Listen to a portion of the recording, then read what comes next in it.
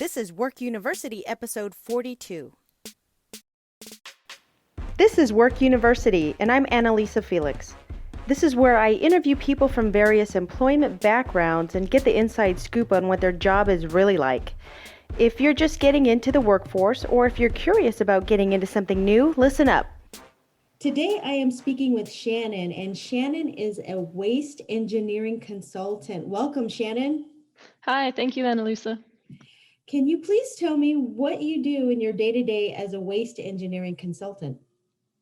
Yeah, for sure. So the joys of being a consultant is that you're working on a number of different projects that have a deadline, an end date to them, and they can vary greatly from project to project. So from month to month, from year to year, what I'm doing day to day can really vary depending on the projects that I'm on.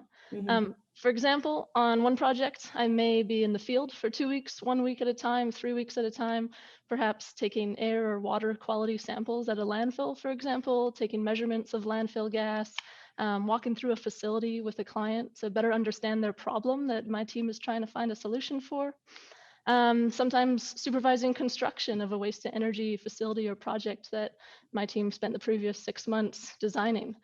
So it can really range day to day, but in general, I could be in the field, I could be working in Excel, building models, doing calculations, a bit of engineering design work, some CAD work, a lot of teamwork mostly, and largely a lot of report writing. That's one thing that crosses every project that I do, from the proposals to the actual design projects, to feasibility studies with my clients. So I spend a good amount of my time each week just maybe writing proposals or doing different sort of activities, and it really ranges, so it keeps it exciting. Okay, so the main topic is you're working with waste management. So you're a consultant doing all of these things for waste management. So That's right. what kinds of projects do you envision, like for the listener to see that, at the end of this project, X has been completed? Right, yeah. So a lot of municipalities today are looking at introducing organics collections. So this may have been something that was rolled out in your municipality in the past 1 or 2 or 5 years. Green bin collection, where we're putting our kitchen waste out.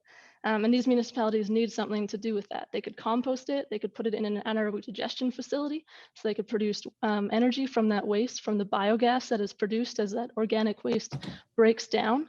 In a very controlled environment. And so our team will help a municipality, for example, understand what kind of projects it wants to do, what kind of investment would be required, what kind of technologies they could use. And then ultimately, when a municipality chooses a path and what type and size of facility they want to build, we can design it and help them build it and put it in operation. So it sounds like you help them craft what it is they're looking for, and then you decide if you can do it or not. Usually it sounds like they would want to come with you saying, we want to do this, but it sounds like you're helping them form their idea of what they want. Yeah, and those are probably the most exciting projects for me, where you're starting with kind of a much more open slate. I have this problem of I have all this waste and I don't know what to do with it, and we can really look at a range of different solutions that might target this, different technology providers, and a lot of different assessment, different teamworks with different team members with different skills come together for these projects. And so there are certainly times where a private company or some client or municipality will put out a very specific request for proposals that we'll respond to. They already know what they want us to do. They'll already have it broken down task by task, and we're just kind of providing our qualifications to show why we're the best team to do this. But a lot of other times they put out much more broad RFPs, requests for proposals, that they're looking to understand what our expertise can bring. They know that they don't know everything in this field. They don't really have maybe a specific engineering team that stays at the front of technology, and they want to understand what are the options and what are the things that we need to evaluate to figure out which direction we want to go in. Waste engineering sounds like a very detailed, like a niche. So my question is, can any engineering consultant firm um, put in a request for a proposal for this, or does it need to be even a specialized engineering consultancy as for waste management? Because That's very detailed. So can anybody, any engineer, not anybody, but can any engineer do this, or do you have to have like a specialization? Right. So I think experience really comes with time more so than education. So for example, I'm a mechanical engineer and I work with very few mechanical engineers. And this area that I'm working in isn't really mechanical. It's a lot more environmental planning. There are some mechanical aspects. But ultimately, anyone can enter it. And in terms of a company that's responding to a request for proposal, there often aren't limitations to anyone responding. So I could grab some friends and form a company and start replying to requests for proposals around me. However, we wouldn't be successful, right? We'd have other competitors who have much stronger qualifications. They're probably already connected with the client. They may be presenting at industry conferences. Their name is well known in this industry as experts. So they're the ones that are likely to win. So in that regard, that's also part of my job is trying to stay at the front of our clients' minds, attending conferences, presenting at conferences, networking, a lot of networking, and building relationships with potential clients or current clients. So can you give me an example so I can visualize a waste management project that has been completed, and what does it do to benefit the environment? All right, how about I'll give you, this is just a small one. It was about 2 to 3 months of my time. I was pretty heavily involved with it.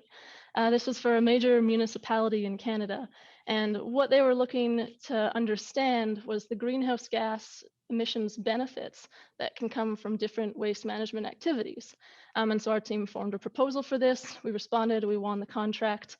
And essentially what we did was we built a massive Excel file that modeled the greenhouse gas emissions from everything from waste collection to take it to the facility, so those transport emissions, to the different equipment you might have on site, like a front loader or a packer or something that runs on diesel, for example, to any energy that's consumed by the facility, any energy that's offset, or carbon emissions that are offset by the facility.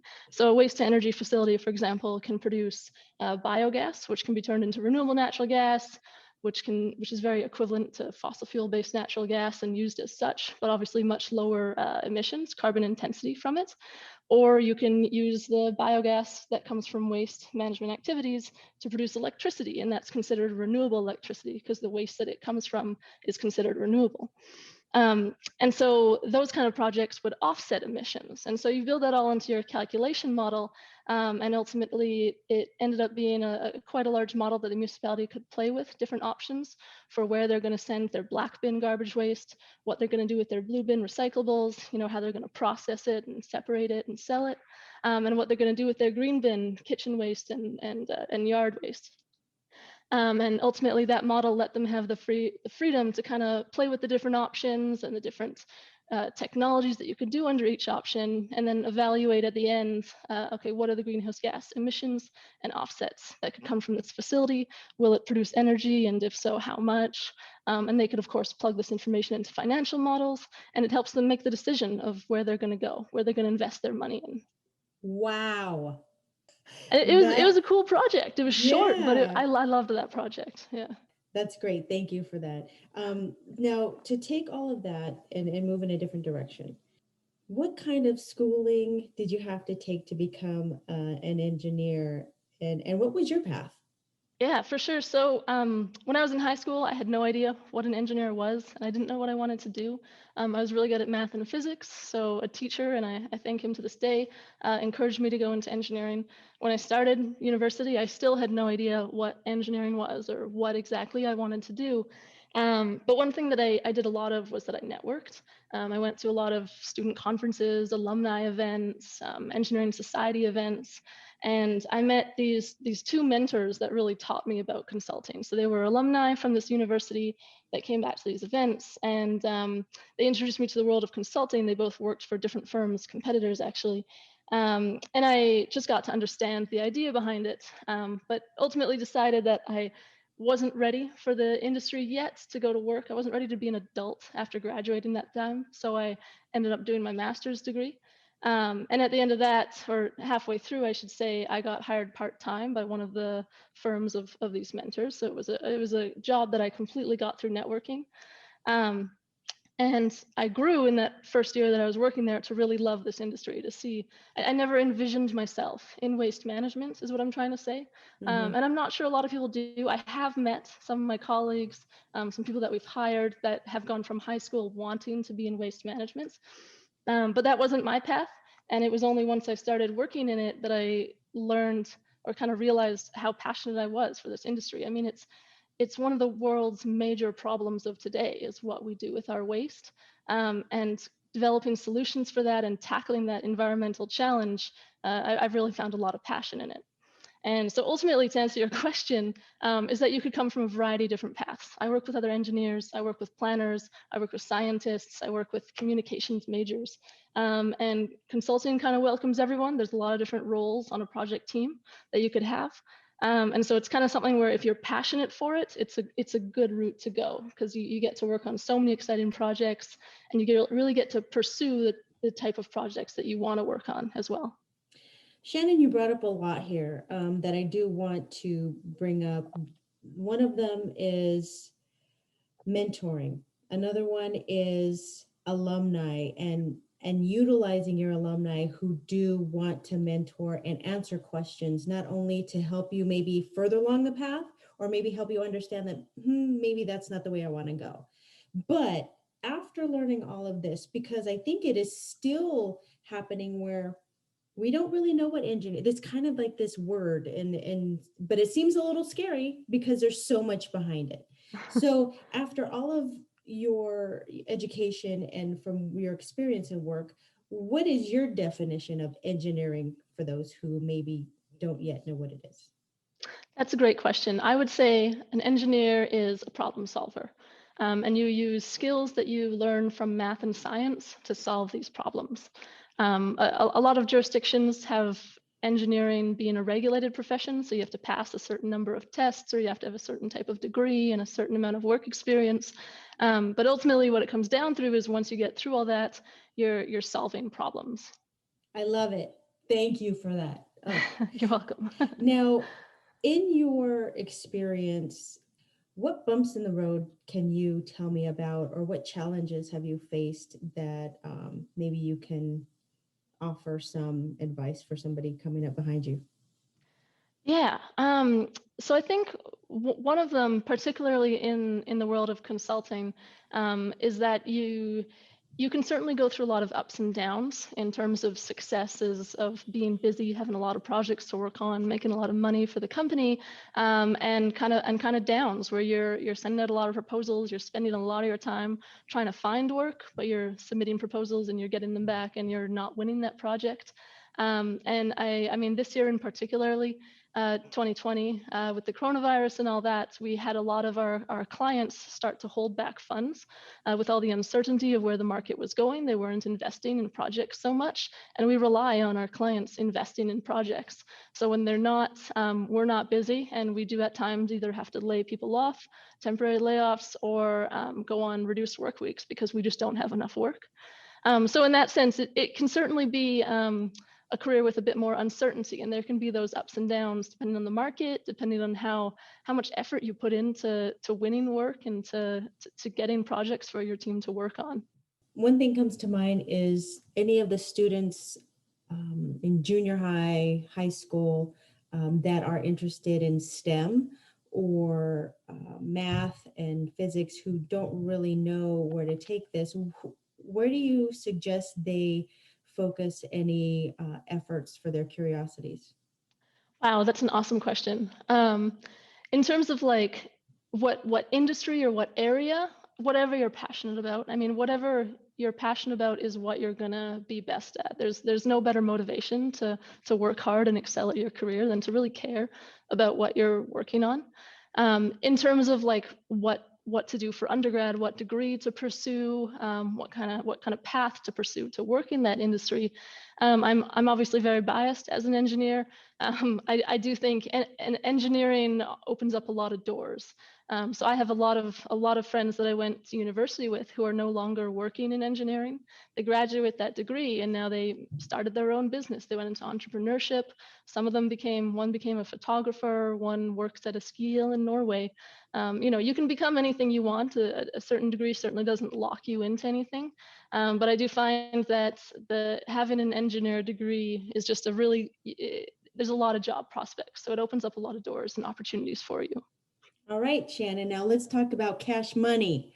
So, so going into this field, what are we looking at as entry level upon engineering? And then maybe even what have you learned about mid-career and have you heard about, seasoned employees? Right, for sure. So in engineering, you can expect to be paid a little bit higher than some of your classmates that are maybe scientists or planners, etc. However, we're talking about the environmental field here in waste management. There's not as much money in the environmental field as there is in, say, oil and gas 10 or 20 years ago. Mm-hmm. So in my field and where I'm from, here in Canada, this kind of profession in engineering as a starter junior engineer, you just graduated university, you're probably looking at $55,000 a year. Mm-hmm. A little bit lower than that is maybe acceptable. $70,000 is like a lot, of course, as that is for many different professions. Mid-career, it really depends on what type of company you're in, but in consulting, if you're really succeeding at helping the company make money, you get rewarded for that. And so this is very much a corporate, climb the corporate ladder situation. If you strive for that and you can do that, you can certainly be making six figures by your mid-career or higher.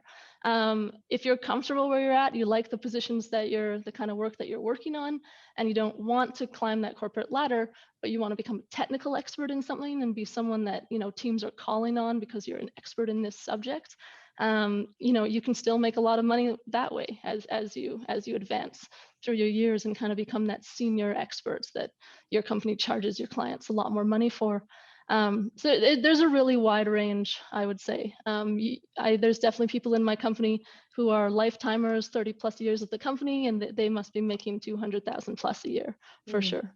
Now, my last question, Shannon, what advice do you give to any students or even people mid-career who want to change and look into engineering? Are there organizations out there?